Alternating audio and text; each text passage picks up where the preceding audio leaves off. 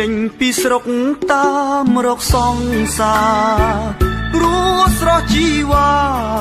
ធ្វើការនៅក្រុងសៀមរាបទៅបាត់យូរខែឬមានស្នេហ៍អូនមានស្នៀតធ្វើការនៅក្រុងសៀមរាបថាឆ្លៀតមកស្រុកមិនបានតែគេប្រាប់បងថាស្រស់ស្រីមុំ